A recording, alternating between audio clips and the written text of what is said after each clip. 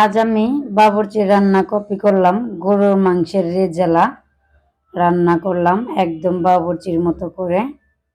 তো আমি ওনার রান্না দেখে দেখেই রান্না করেছি। তো খেতেও ভীষণ মজাদার হয়েছিল। এখানে আমি আগে পেঁয়াজ কুচি দিয়ে দিয়েছি, তার মধ্যে এলাচ, দারচিনি, গোলমরিচ, তেজপাতা আর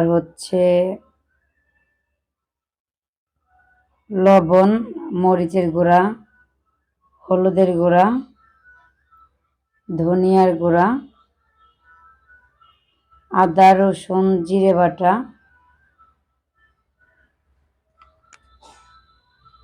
দিয়ে দিলাম। এখন আমি তেল দিয়ে দেব। আর আমি একটা জয়তন ফল নিয়েছিলাম, জয়তন ফলটা আপনাদের দেখিয়েছি কিন্তু আমি দেইনি, ওটা আমি গুঁড়ো করে দেব আর অর্ধেকটা দেব। তো আমি এখনো কিন্তু চুলা জ্বালাইনি। আর এখানে আমি এমনি মশলাটা মিশিয়ে নিলাম, মিশিয়ে নেওয়ার পর আমি এখন চুলাটা জ্বালিয়ে দেব। তো এখন আমি কিছুক্ষণ কষিয়ে নেব এই মশলাটা। চুলাটা কিন্তু জ্বালিয়ে দিয়েছি। আর এতক্ষণ কিন্তু মশলা দিয়েছিলাম কড়াই নেভানো চুলায় বসানো ছিল। আর আমার মনে হলো যে তেলটা একটু কম হয়েছে, তাই আমি আবার তেল দিয়ে দিলাম। দিয়ে দেওয়ার পরে এটা আমি ভালো করে কষিয়ে নেব। আর আমি আগে থেকে গরুর মাংস ধুয়ে পরিষ্কার করে রেখে দিয়েছিলাম। তো এই যে দেখতে পাচ্ছেন গরুর মাংস, আমি এটা ভালো করে পরিষ্কার করে নিয়েছি। আর এখানে আমি অল্প পরিমাণে পানি দিয়ে দিলাম মশলাটা ভালো করে কষানোর জন্য। আর একটু পানি না দিলে, সামান্য পরিমাণে পানি না দিলে কিন্তু মশলাটা সুন্দর মতো কষানো হয় না। এখন আমি দিয়ে দিলাম মাংসগুলো। এখানে প্রায় 1 কেজির উপরে মাংস আছে।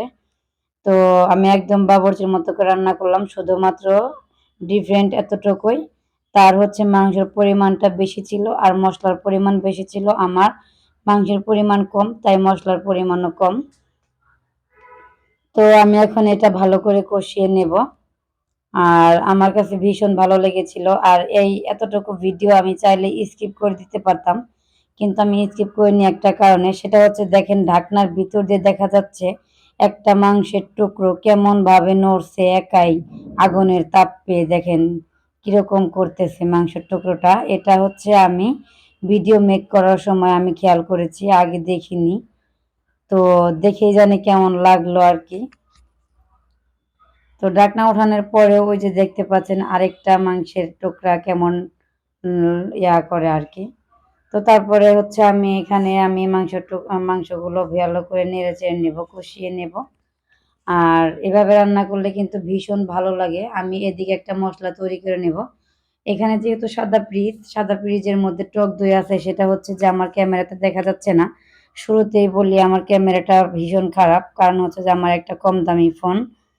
তো এই জন্য ক্যামেরাটা এতটা ভালো না। তো আমি এখানে টক দই নিয়েছি। আর ওই যে কালো কালো দেখতে পাচ্ছেন, ওইটা যে আমি একটা মশলা তৈরি করে নিয়েছি নিজে হাতে। তো এতটাও কালো হয়েছিল না যতটা ভিডিওতে দেখা যাচ্ছে। তারপরে এখানে নিয়েছি কাজু বাদাম আর কাঠবাদামের বাটা, তারপর পেঁয়াজের বেরেস্তা, গুঁড়ো দুধ আর টমেটো সস। আমি ভালো করে নিয়ে আমি এখানে সবগুলো মশলা আমি এখানে দিয়ে দেব। তো দিয়ে আমি এখন এটা ভালো করে নেড়ে চেড়ে নেব। এখানে কিন্তু কাজু বাদাম, তারপরে পাস্তা বাদাম, কাঠবাদাম আছে। তো আমি সবগুলো বেটে নিয়েছি ভালো করে পাটায়। আমার যেহেতু ব্লেন্ড নেই, আমি পাটায় সব কিছু বেটে নিই, মশলাগুলো আমি পাটায় বেটে নিই। তো তারপরে আমি ভালো করে নেড়ে চেড়ে কষিয়ে এখানে আমি গরম পানি অ্যাড করে দিলাম। কিছু সময় আমি এখন রান্না করে নিব। আর এটা কিন্তু ঘন ঘন নাড়তে হবে, যাতে করে নিচে লেগে না যায়। যেহেতু আমি এখানে বাদাম বাটা দিয়েছি, তারপরে গুঁড়ো দুধ দিয়েছি, সেগুলো কিন্তু কড়াইয়ের নিচে লাগার কথা, কিন্তু সেজন্য ঘন ঘন নাড়তে হবে। আর মশলার জন্যে কিন্তু ঝোলটা একদম ঘন হয়ে আসছে, দেখতেই পাচ্ছেন কতটা সুন্দর দেখাচ্ছে। তো এখন আমি দিয়ে দেব 2টা কাঁচামরিচ, 3-4টে সবুজ আর কালো মিলিয়ে। তো এই তো আমার লাস্ট পর্যায়ে দেখতেই পাচ্ছেন কতটা সুন্দর দেখাচ্ছে। তো আজকের মতো এ পর্যন্ত। ভিডিওটি ভালো লাগলে কমেন্টস, লাইক করতে ভুলবেন না আর শেয়ার করতে ভুলবেন না। ধন্যবাদ। আসলে আল্লাহ হাফেজ।